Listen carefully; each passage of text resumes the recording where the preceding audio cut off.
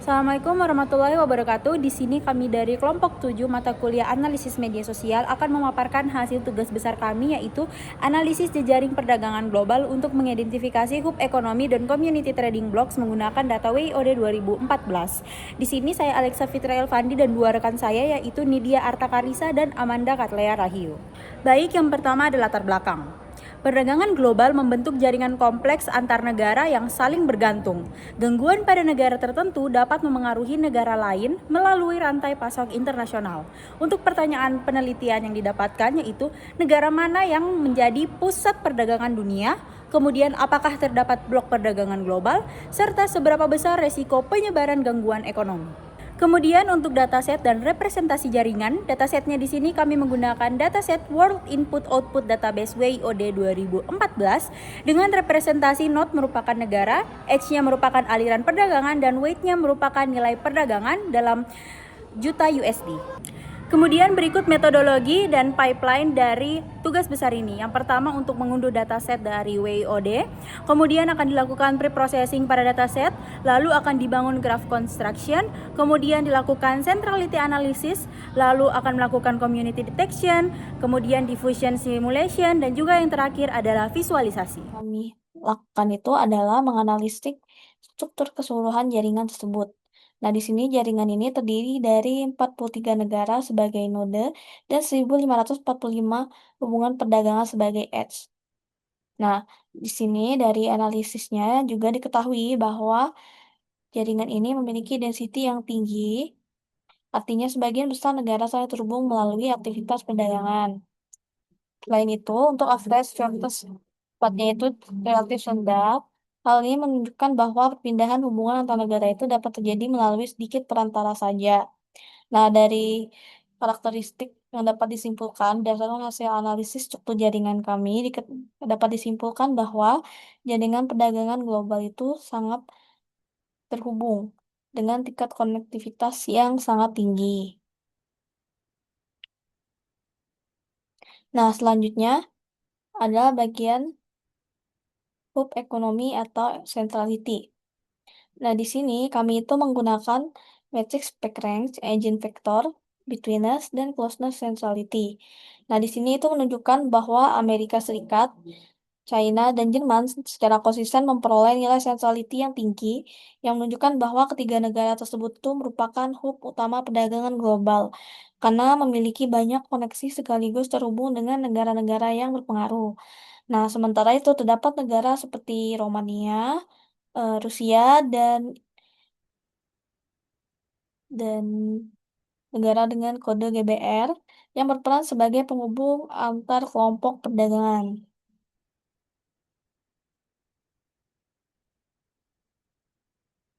Selanjutnya adalah community detection. Nah, setelah mengetahui negara-negara yang berperan penting, kemudian dilakukan identifikasi bagaimana negara-negara tersebut membentuk kelompok perdagangan menggunakan metode Louvain Community Detection. Nah, di sini metode ini bekerja dengan mengelompokkan negara-negara yang memiliki hubungan perdagangan lebih intensif di dalam kelompok dibanding dengan kelompok lain. Hasilnya, itu diperoleh bahwa beberapa komunitas utama adalah komunitas komunitas K02 yang didominasi oleh Jerman, Belanda, Belgia, Austria, dan Polandia yang membentuk klaster manufaktur Eropa Tengah. Kemudian ada komunitas 8 berisi negara-negara Nordik dan Baltik yang memiliki integrasi perdagangan dan energi yang kuat. Sedangkan untuk K3 itu terdiri dari Turki, Yunani, Bulgaria, dan Romania yang mencerminkan koridor perdagangan kawasan Laut Hitam. Nah, hasil ini menunjukkan bahwa pola perdagangan global itu tidak terbentuk secara acak, tetapi cenderung mengikuti kedekatan geografis, hubungan ekonomi, dan kerjasama regional. Selanjutnya, selanjutnya adalah perbandingan Louvain dan Girvan-Neumann. Nah, di sini kami itu membandingkan metode Louvain dengan Girvan-Neumann untuk mengetahui metode yang paling sesuai digunakan pada jaringan perdagangan global.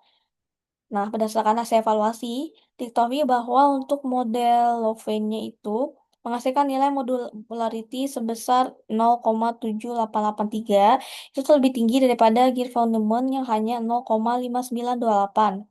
Ini tuh menunjukkan bahwa kualitas bagian komunitas menjadi lebih baik dan batas antar komunitas lebih jelas untuk yang Login. Nah, selain itu algoritma Login itu memiliki kompleksitas sekitar n log kuadrat n sehingga jauh lebih efisien dibanding Given Newman yang memiliki kompleksitas m kuadrat n. Nah, pada hasil Given Newman juga ditemukan lebih banyak komunitas kecil atau singleton sehingga interpretasinya menjadi lebih sulit. Oleh karena itu, dapat disimpulkan bahwa Louvain merupakan metode yang paling sesuai untuk mendeteksi struktur komunitas pada jaringan perdagangan global, baik dari sisi kualitas hasil maupun efisiensi komputasinya. Nah, untuk bagian selanjutnya akan dilanjutkan oleh teman saya. Oke, selanjutnya di sini ada suatu simulasi penyebaran krisis ekonomi yang menggunakan model SVR. Jadi bisa kita lihat pada grafik, meskipun USA adalah pusat ekonomi yang paling dominan, krisis yang berawal dari sana mencapai puncaknya dengan cepat dan segera berlangsung pulih. Untuk negara kecil seperti Estonia dan Malta itu hampir tidak memicu penyebaran krisis sama sekali.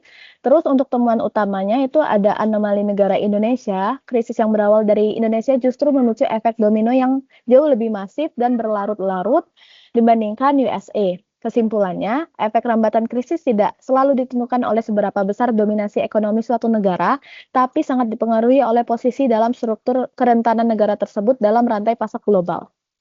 Selanjutnya di sini ada visualisasi akhir.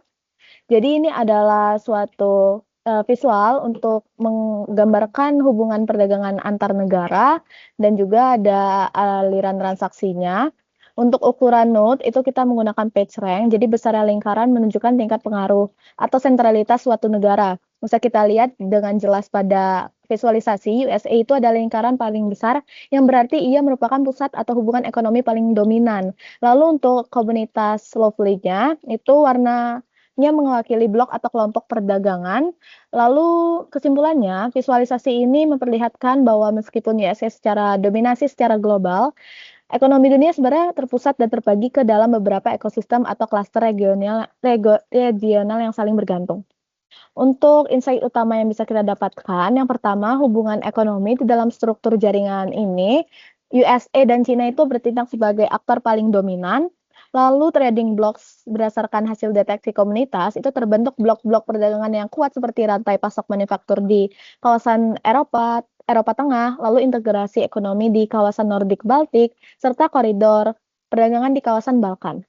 Untuk systematic risk-nya, berdasarkan simulasi difusi, sebuah guncangan ekonomi yang bersumber dari USA mampu merambat dengan sangat luas.